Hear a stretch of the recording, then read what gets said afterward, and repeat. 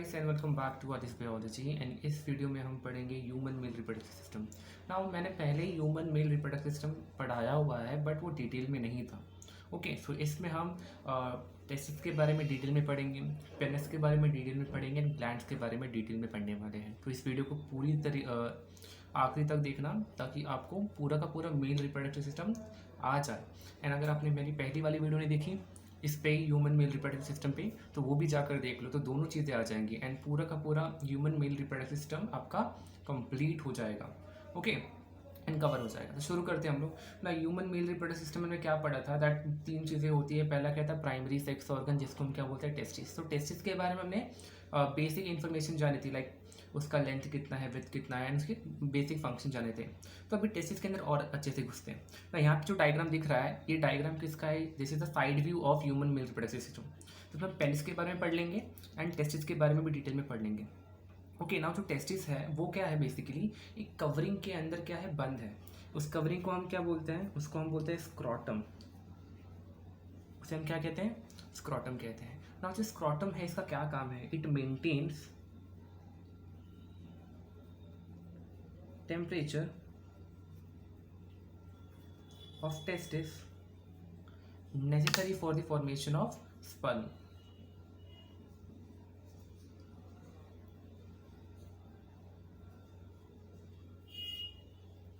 Necessary for the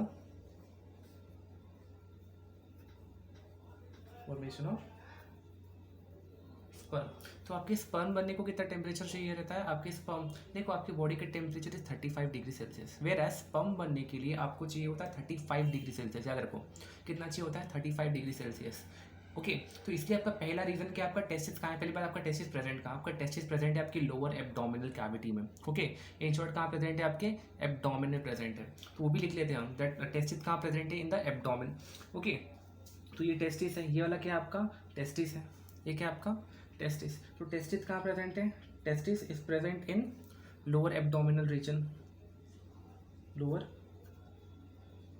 abdominal region और cavity and वो outside the body present है। क्यों, क्योंकि आपकी बॉडी का temperature is 37 degree Celsius, whereas sperm बनने को कितना टेम्परेचर चाहिए होता है, 35 degree Celsius, means 2 degree Celsius less than the body temperature. तो याद रखो स्क्रॉटम का क्या काम है, maintains okay 2 to 2.5 degree Celsius less then body temperature. Okay तो ये किसका फंक्शन है, आपके स्क्रॉटम का फंक्शन है। अब एक इंटरेस्टिंग फैक्ट सुनो इसके बारे में कि देखो जब तक आप मम्मी के पेट में होते हो, इन द फीटल स्टेज होते हो, आपका जो टेस्टिस प्रेजेंट होता है वो प्रेजेंट होता है आपके एब्डोमिनल रीजन में, अंदर की तरफ बॉडी की। ओके बट जैसे आप डेवलप हो जाते हो ओके उस टाइम पे क्या होता है, आपके जो टेस्टिस है वो नीचे आ जाते हैं into the scrotum through a canal जिसको हम बोलते हैं इनग्विनल कैनाल। याद रखोगे क्या बोलते हैं उसको हम, इनग्विनल कैनाल। ओके एंड जिन बच्चों के अंदर आपका जो टेस्टिस है वो आपके एब्डोमिनल रीजन से आपके स्क्रॉटम में नहीं आ पाता है, उनमें एक डिसऑर्डर होता है जिसे हम बोलते हैं क्रिप्टोरचाइडिज्म। क्या बोलते हैं हम उन्हें, क्रिप्टोरचाइडिज्म। एंड ऐसे बच्चे जनरली स्टेराइल होते हैं। क्या होते हैं, स्टेराइल, क्योंकि उनका जो टेस्टिस है वो बॉडी के बाहर नहीं आ पाया है एंड बॉडी का टेम्परेचर इज 37 डिग्री सेल्सियस, तो स्पर्म ही नहीं बनेगा, तो वो क्या होते हैं, स्टेराइल होते हैं। याद रखो मैंने क्या बोला अभी तक कि मैं टेस्टिस के बारे में बात कर रहा हूँ एंड स्क्रॉटम। स्क्रॉटम का क्या काम है, आपका जो टेस्टिस है एक पाउच के अंदर बंद है जिसे हम क्या बोलते हैं, स्क्रॉटम। स्क्रॉटम का क्या काम है, to maintain the temperature of testis necessary for the formation of sperm. तो स्क्रॉटम का क्या काम है कि आपके टेस्टिस का टेम्परेचर मेंटेन करना ताकि आपका टेस्टिस क्या बना सके, स्पर्म बना सके। ना कितना टेम्परेचर मेंटेन करना है, less than 2 to 2.5 degree Celsius then the body temperature. तो बॉडी का टेम्परेचर इज 37 डिग्री सेल्सियस, उससे 2 या 2.5 that is 2.5 degree Celsius less करना है, मीन 35 डिग्री सेल्सियस। ओके आपका टेस्टिस कहाँ प्रेजेंट है, in the lower abdominal region. समझ आया। नाउ आपका जो टेस्टिस है ओके ये आपका टेस्टिस है एंड ये आपका क्या है, स्क्रॉटम है। आपका जो टेस्टिस एंड स्क्रॉटम है वो आपस में कनेक्टेड है through a connective tissue. Okay इसे हम बोलते हैं ग्यूबर्निकुलम। क्या बोलते हैं, ग्यूबर्निकुलम बोलते हैं ना। इस ग्यूबर्निकुलम की वजह से आपका टेस्टिस एंड आपका जो स्क्रॉटम है वो क्या है, आपस में कनेक्टेड है। ओके नाउ आपका जो टेस्टिस है उसमें 3 लेयर है, कितने, 3। जो सबसे बाहर की लेयर होती है ये वाली, इसे हम बोलते हैं ट्यूनिका वजाइनालिस। क्या बोलते हैं, ट्यूनिका वजाइनालिस बोलते हैं। जो सबसे अंदर की लेयर है, ओके, जो सबसे अंदर की लेयर है उसे हम कहते हैं, मान लो दिस इज द सबसे अंदर की लेयर जो है, ओके, सबसे अंदर की लेयर है।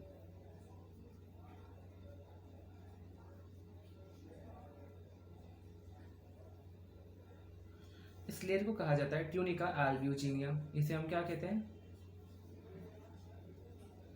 ट्यूनिका एल्ब्यूजिनिया बोलते हैं। नाउ इन दोनों लेयर के बीच में, that is tunica vaginalis and tunica albuginea के बीच में एक वास्कुलर लेयर प्रेजेंट होती है।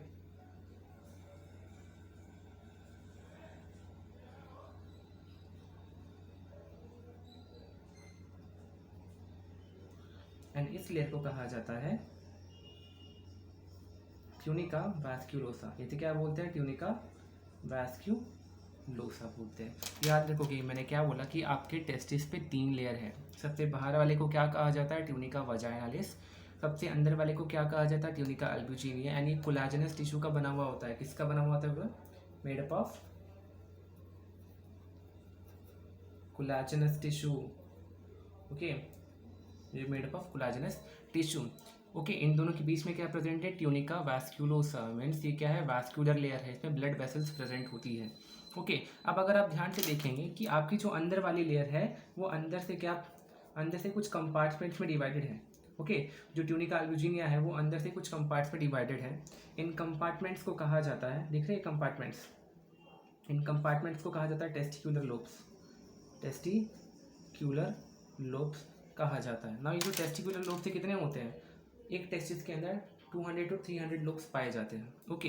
एंड इन जो लोब्स है इनके अंदर कुछ हाईली कॉइल्ड कुछ ना छोटे छोटे ट्यूब्स होते हैं। इन ट्यूब्स को कहा जाता है, देख रहे हैं ये वाले ट्यूब्स, इन ट्यूब्स को कहा जाता है सेमिनिफेरस ट्यूब्यूल्स। इन्हें क्या कहा जाता है? सेमिनिफेरस ट्यूब्यूल्स कहा जाता है। इन्हें क्या कहा जाता है? Seminiferous tubules. एंड यहीं पे स्पर्म बनता है। यहाँ पे क्या होता है? Sperm formation. याद रखोगे, स्पर्म फॉर्मेशन। अभी नॉर्मली क्या बोला आपने? टेस्टिस में स्पर्म बनता है। नाउ टेस्टिस में कहाँ बनता है? In the seminiferous tubules. याद रखो ये चीज़। नाउ जो जितने भी आपके सेमिनिफेरस ट्यूब्यूल्स है वो आपस में कलेक्ट होते जाते हैं, ओके। आपस में क्या होते हैं? वो कलेक्ट होते हैं। एंड इसे कहा जाता है रेटे टेस्टिस। इसे क्या कहा जाता है? रेटे टेस्टिस कहा जाता है, ओके। तो ये जो ट्यूब्स लेके, ये आपके सेमिनिफेरस ट्यूब्यूल्स है ना। सेमिनिफेरस ट्यूब्यूल्स क्या करती है? स्पर्म को कलेक्ट करती है ट्यूब के जरिए। इन ट्यूब्स को कहा जाता है वासा एफ्रेंशिया। इन्हें क्या कहा जाता है? वासा एफ्रेंशिया कहा जाता है, ओके। ये जो वासा एफ्रेंशिया है वो आगे जाके आपस में मिल जाती है यहाँ पे। एंड इसे कहा जाता है रेटे टेस्टिस। इसे क्या कहा जाता है? रेटे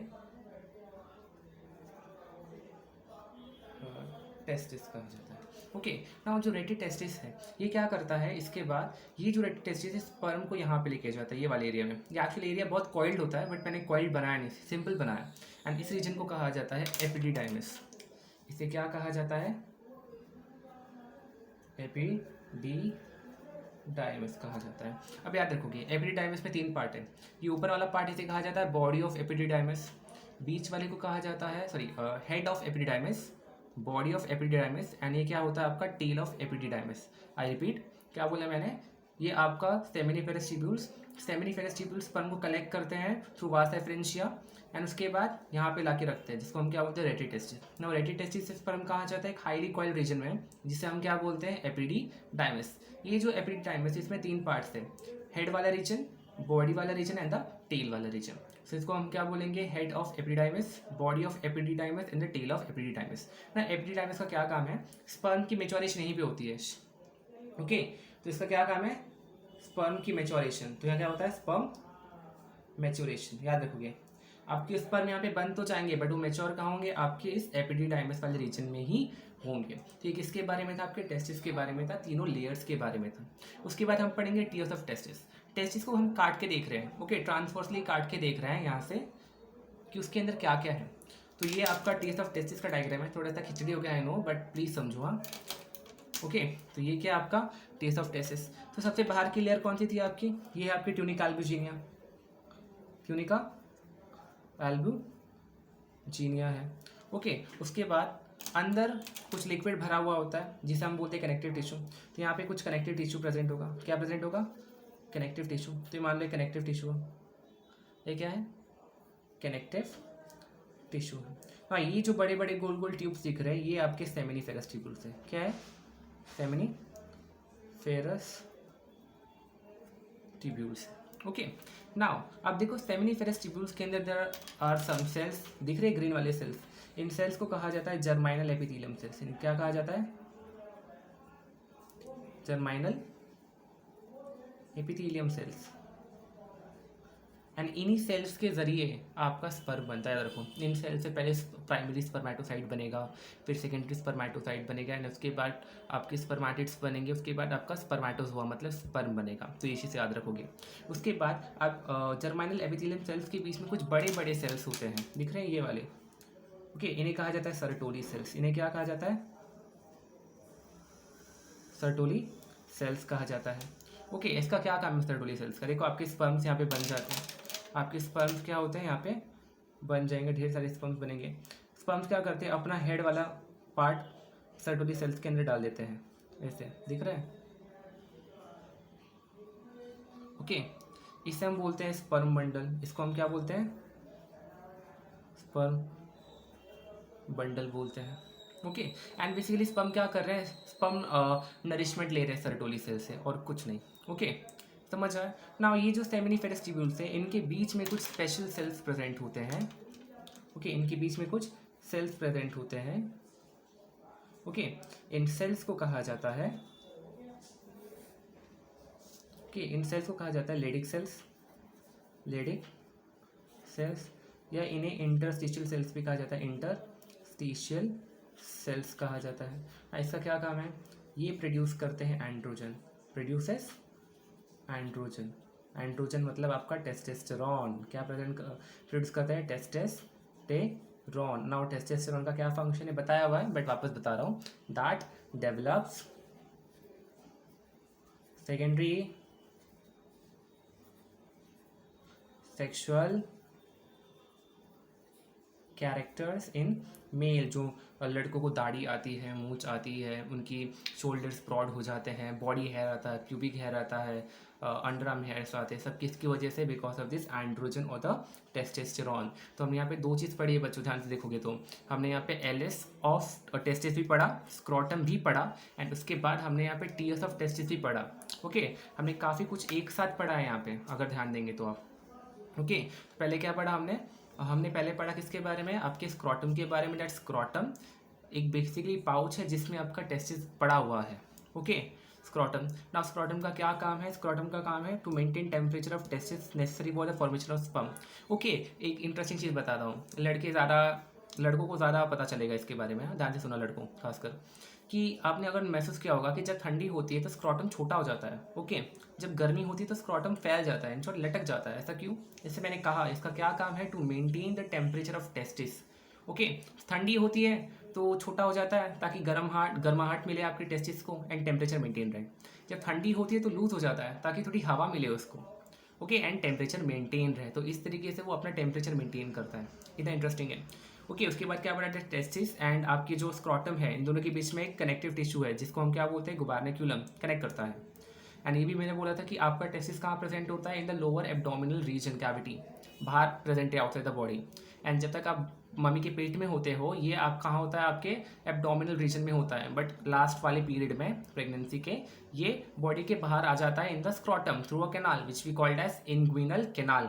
एंड जिन बच्चों में ये नहीं आ पाता है उन्हें एक डिसऑर्डर होता है जिसे हम क्या बोलते हैं? क्रिप्टोरचाइडिज्म कहते हैं। एंड वो बच्चे क्या होते हैं? स्टेराइल होते हैं, मीन्स वो कभी भी पेरेंट नहीं बन पाएंगे क्योंकि स्पर्म नहीं बनेगा। समझा? ये बड़ा पक्का। चलो आगे बढ़ते हैं। नाउ ये क्या है आपकी? ये वाली ट्यूब कौन सी है आपकी? ये है आपकी, ओके, यहाँ पे स्पर्म मैच्योर हो गया, यहाँ से स्पर्म जाएगा ये वाले ट्यूब में। इस ट्यूब को कहा जाता है वास डिफरेंस। क्या कहा जाता है इन्हें? Vas deferens. ये जो वास डिफरेंस है वो यूरिनरी ब्लैडर के पीछे से आएगी। ये आपकी यूरिनरी ब्लैडर है, याद रखोगे। ये क्या आपका? यूरिनरी ब्लैडर है। ओके, यूरिनरी ब्लैडर के पीछे से वो आते जाएगा, एंड यहाँ पे ग्लैंड मिलेगा। इस ग्लैंड को कहा जाता है सेमिनल वेसिकल ग्लैंड। इसे हम क्या बोलते हैं? Seminal vesicle gland. Okay, seminal vesicle gland. यहाँ पे फिर आगे जहाँ पे आपका ये जो आपका वास डिफरेंस है वो कहाँ मिल जाएगा, इनटू द यूरेथ्रा। ये आपका यूरेथ्रा है एंड आपका वास डिफरेंस आएगा। देखो वास डिफरेंस यहाँ से आता है। इसके बाद ये वाली ट्यूब को हम बोलते हैं इजैकुलेटरी डक्ट। क्या बोलते हैं इसको? इजैकुलेटरी डक्ट बोलते हैं। ये जो इजैकुलेटरी डक्ट है कहाँ ओपन होता है, इनटू द यूरेथ्रा। ये आपका यूरेथ्रा, याद रखोगे क्या आपका यूरेथ्रा है। ओके, इस जंक्शन पे यहाँ पे ग्लैंड होता है, इस ग्लैंड को कहा जाता है, ओके, इस ग्लैंड को कहा जाता है प्रोस्टेट ग्लैंड। इसे क्या बोला जाता है? लिखने को जगह नहीं है मेरे पास, क्या करूँ मैं, मतलब कहाँ जाऊँ मैं, यहाँ पे लिखता हूँ। इसे हम क्या बोलते हैं? प्रोस्टेट ग्लैंड बोलते हैं। उसके बाद यहाँ पे नीचे की तरफ यहाँ पे एक छोटू सा ग्लैंड होता है, दिख रहा है ये वाला, 2 पी शेप का ग्लैंड। इसे हम बोलते हैं bulbo urethral gland, bulbo urethral gland. और इसे कूपर्स ग्लैंड कहा जाता है। अभी मैं नाम नहीं लिख रहा हूँ क्योंकि मेरे पास जगह कम है, समझा? एंड इन सब का बहुत इंपॉर्टेंट चीज़ है, याद रखोगे कि आपका जो सेमिनल वेसिकल ग्लैंड है ये 60% आपका जो सीमन होता है उसमें 60% ये कंट्रीब्यूशन देता है। कौन? आपका सेमिनल वेसिकल ग्लैंड। यानी क्या क्या सिक्रेट करता है? ये होता है एक अल्कलाइन फ्लूइड। ये क्या होता है? अल्कलाइन सेमिनल फ्लूइड सिक्रेट करता है। ओके, ये साथ में ही आपके लिए फ्रुक्टोज सिक्रेट करता है। क्या सिक्रेट करता है? फ्रुक्टोज। फ्रुक्टोज क्या करता है? आपके स्पर्म को एनर्जी देता है। दूसरा ये फिब्रिनोजन, फिब्रिनोजन सिक्रेट करता है। फिब्रिनोजन क्या करता है? आपका जो सीमेन है उसके बॉल्स बना देता है छोटे छोटे, ताकि वजाना के अंदर वो आराम से जा सके। एंड तीसरा ये सिक्रेट करता है प्रोस्टाग्लैंडिन। क्या सिक्रेट करता है? प्रोस्टाग्लैंडिन। और प्रोस्टाग्लैंडिन का क्या काम है? आपके स्पर्म को एक्टिव करता है मूवमेंट के लिए बहुत ज़्यादा, ताकि वो वजाना के अंदर जा सके। एक इसका फंक्शन था। एंड क्या बोलते हैं, सिक्रेशन था आपके सेमिनल वेसिकल का। याद रखोगे, सेमिनल वेसिकल आपके सीमेन में कितना कंट्रीब्यूट करता है? 60% कंट्रीब्यूट करता है। दूसरी चीज़, ये फ्रुक्टोज सीक्रेट करता है ताकि स्पर्म को एनर्जी मिले। फिब्रिनोजन सीक्रेट करता है ताकि आपके सीमेन का बॉल्स बन जाए। आपका सीमेन सा कोएगुलेट क्यों लगता है, जमाव क्यों लगता है? Because of fibrinogen. And prostaglandin का क्या काम है? For the activation of movement. आपके स्पर्म को मूवमेंट देना किसका काम है? आपके प्रोस्टाग्लैंडिन का काम है। उसके बाद कौन सा है आपका? Prostate gland. अब याद रखोगे दैट प्रोस्टेट ग्लैंड एंड आपका जो बल्बो यूरेथ्रल ग्लैंड है, ये तीनों मिलके 30% कॉन्ट्रीब्यूट करते हैं इनटू द सीमेन। याद रखोगे, दोनों का 30% कॉन्ट्रीब्यूशन है। तो 60 + 80 कितना हुआ? 90। तो 10% किसका कॉन्ट्रीब्यूशन है? स्पर्म का कॉन्ट्रीब्यूशन है। किसका है? स्पर्म ही तो जाएगा ना आपके सीमेन में। कि ऐसे भेज दोगे बिना स्पर्म के? नहीं चलेगा, कुछ नहीं होगा फिर।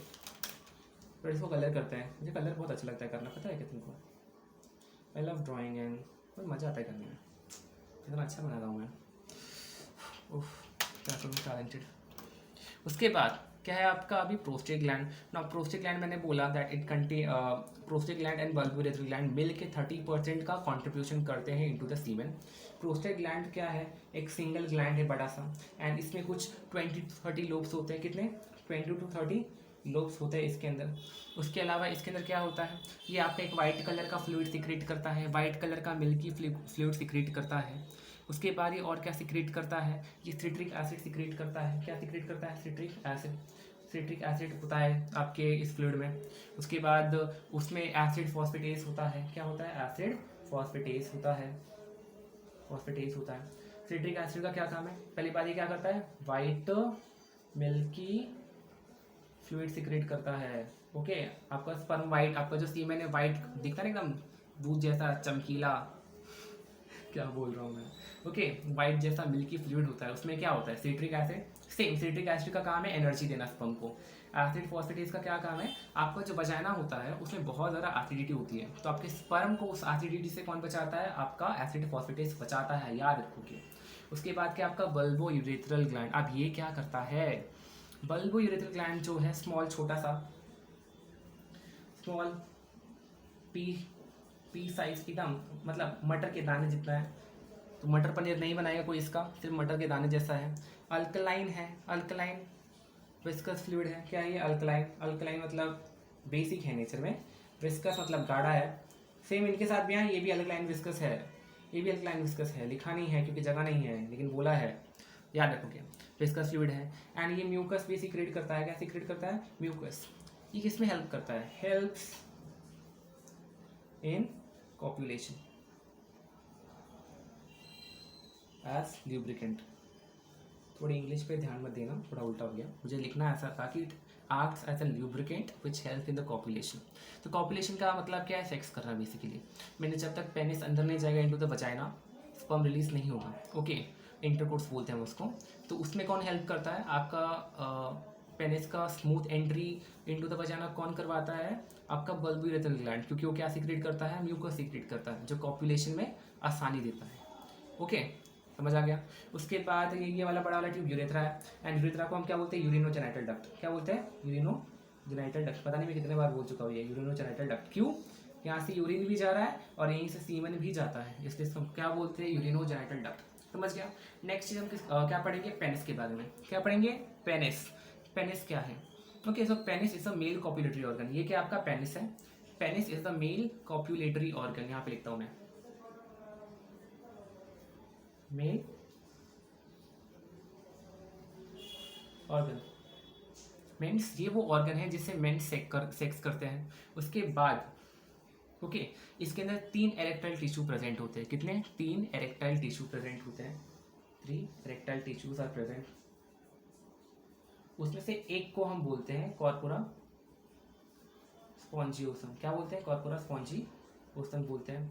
बाकी के 2 को हम बोलते हैं, एक होता है आपका कॉर्पोरा स्पॉन्जियोसम और 2 जो प्रेजेंट होता है उसको हम बोलते हैं कॉर्पोरा कैवर्नोसा। कॉर्पोरा कैवर्नोसा बोलते हैं। तो डायग्राम बनाता हूँ मैं, ध्यान से देखना थोड़ी। ओके, तो ये आपका ना पीछे के साइड से प्रेजेंट होता है आपका कॉर्पोरा स्पॉन्जियोसम। तो यहाँ पे मैं कॉर्पोरा स्पॉन्जियोसम बना रहा हूँ, ध्यान से देखना। ठीक है, आपका कॉर्पोरा स्पॉन्जियोसम बना रहा हूँ मैं। अगेन डायग्राम पे मत जाना, बोर्ड होता तो मैं अच्छे से बनाता, बट क्या करूँ, मेरे पास है नहीं फिलहाल के लिए, पेपर पे समझो।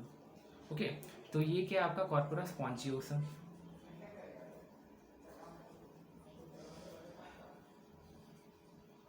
स्पॉन्जियोसम। उसके बाद इसके अंदर जो होता है ये वाला पार्ट में, यहाँ पे 2 प्रेजेंट हो गया था, 2 प्रेजेंट होता है। एक ऐसा, फिर इसके बाजू में एक ऐसा प्रेजेंट होता है। हाँ, 2 प्रेजेंट होता है,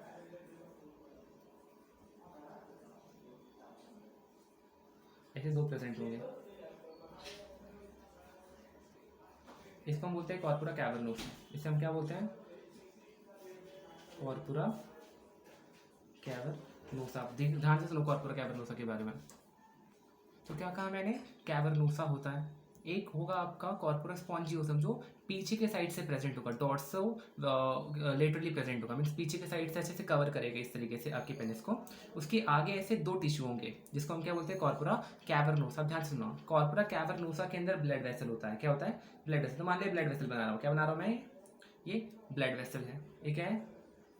हाँ लिखूँ, यहाँ पे लिख देता हूँ that corpora cavernosa contains blood vessels. ध्यान सुनो क्या बोल रहा हूँ। एंड जब भी इसमें ब्लड भर जाता है, which when filled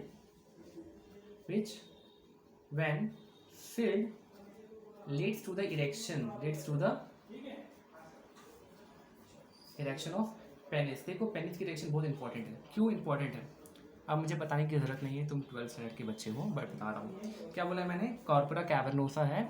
okay, corpora cavernosa के अंदर क्या है? ब्लड वेसल्स हैं। एंड जब भी इस ब्लड वेसल में ब्लड फिल हो जाता है तो आपका पेनिस इरेक्ट हो जाता है। एंड कॉपुलेशन के लिए मीन्स सेक्स के लिए erection of penis is extremely very very important. समझ आ गया जो मैंने बोला? ओके, तो हमने पेनिस भी पढ़ लिया। तो हमने क्या क्या पढ़ा अभी तक? हमने टेस्टिस से शुरू करा, testis, scrotum, LS of testis, TS of testis. उसके बाद हम पेनिस पर आए। ओके, हमने बीच में ग्लैंड भी पढ़े, दैट आपके सेमिनल वेसिकल ग्लैंड क्या सिक्रेट करता है, आपका प्रोस्टेट ग्लैंड क्या सिक्रेट करता है, बल्बोरेटल ग्लैंड क्या सिक्रेट करता है, सब पढ़ा हमने। उसके बाद पेनिस में 3 एरेक्टाइल टिश्यूज होते हैं, हमने ये पढ़ा। कॉर्पोरा, एक होता है कॉर्पोरा स्पॉन्जियोसम जो डॉर्सो लेटरली प्रेजेंट है, मीन्स ऐसा पीछे से पूरा कवर करके हुए प्रेजेंट होगा ये, बट क्योंकि ये साइड से काटा हुआ है तुमको ऐसा दिख रहा है। उसके बाद एक कॉर्पोरा कैवर्नोसा होगा, 2 कॉर्पोरा कैवर्नोसा प्रेजेंट होंगे आगे की तरफ। एंड उनके अंदर क्या होता है? ब्लड वेसल्स होता है। एंड जब भी ये ब्लड वेसल भर जाते हैं ब्लड से, क्या होता है? It leads to the erection of penis. And penis की इरेक्शन इंपॉर्टेंट है, बिना इरेक्शन के कुछ नहीं कर सकते। ओके, मीन्स इंटरकोर्स नहीं कर सकते एंड बेबी प्रोड्यूस नहीं होगा। ओके, समझ आ? एक लास्ट चीज़ बचा हुआ है सीमेन के बारे में। नाउ व्हाट इज सीमेन? देखो, जब भी एक मैन इजैकुलेट करता है, मीन्स चलो इजैकुलेट ही बोलता हूँ, इजैकुलेट करता है तो एक लिक्विड निकलता है पेनिस से, जिसे हम क्या बोलते हैं, सीमेन बोलते हैं। वो जो सीमेन है उसके बारे में कुछ पढ़ते हैं, वो सीमेन जो होता है, लिखने को जगह नहीं बढ़िया आप लिखता हूँ, सीमेन जो होता है वो ग्रीन से लिखता था कि देखिए तुमको, वो जो सीमेन होता है ओके, वो क्या होता है, उसका pH 7.2 to 7.7 होता है उसका pH। अल्कलाइन होता है वो, अल्कलाइन मतलब उसका नेचर बेसिक है। उसके बाद एक नॉर्मल जो मेल होता है वो एक इजाकुलेशन में 2.5 टू कितना 2.5 ml to 4 ml of semen release करता है, यानी नॉर्मल होना चाहिए। अगर इससे कम होगा तो वो जो मेल होगा वो स्टेराइल होगा, याद रखो। एटलीस्ट 4 ml ऑफ सीमेन एक इजाकुलेशन में निकलना ही चाहिए। उसके बाद इतने सीमेन के अंदर 400 मिलियन ऑफ स्पर्म होते हैं, कितने होते हैं, 400 मिलियन ऑफ स्पर्म होता है। ओके, उसके बाद इसमें क्या क्या होता है, इसमें फ्रुक्टोज होता है जो एनर्जी देता है, उसके बाद इसमें प्रोस्टाग्लैंडिन होता है जो मूवमेंट देता है, एंड उसके बाद एक लास्ट क्या बचा, इसमें बाइकार्बोनेट्स होते हैं जो क्या करता है, बेसिकली जो यूरेथ्रा है इसके पैसेज को क्या करता है, अल्कलाइन करता है, क्योंकि इसमें से यूरिन भी जाता है। ओके, तो एसिडिक होता है तो उसके पैसेज को क्या करता है, बेसिक करता है। एट द सेम टाइम आपको जो बचाना होता है उसकी एसिडिटी को भी न्यूट्रल कौन करता है, आपका bicarbonates, ions and calcium plus ट्वेंट्स करते हैं। समझ आया, ये किसके बारे में था, आपके ह्यूमन मेल रिप्रोडक्टिव सिस्टम के बारे में हमने पूरा का पूरा पढ़ लिया है। देखा, sometimes I feel like I am magician, क्योंकि मैं पता नहीं कैसे पढ़ा लेता इतना सारा एक बार में। ओके, बट समझ में आना चाहिए। तो सबसे इंपॉर्टेंट चीज़ क्या है, तुम्हें समझ में आना चाहिए। अगर तुम्हें समझ में नहीं आया तो मुझे मैसेज करो, मतलब कमेंट करके बताओ कि नहीं समझ आया। देन मैं एक नया वीडियो डालूंगा इसी के ऊपर, बट थोड़ा और सिंपल करके। बट ये मेरा इसको ऐसा पढ़ाने का मोटिव था कि ताकि तुमको एक ही बार में सब याद हो जाए जो मैंने बनाया वीडियो। तो अगर वीडियो अच्छी लगी तो लाइक कर देना, शेयर कर देना, कमेंट करके तो ज़रूर बताओ कि वीडियो कैसी लगी। तुम लोग बताते नहीं हो कमेंट करके कि वीडियो कैसी लगी, अच्छी है बुरी, कुछ तो बताओ। And yes, don't forget to subscribe. Thank you.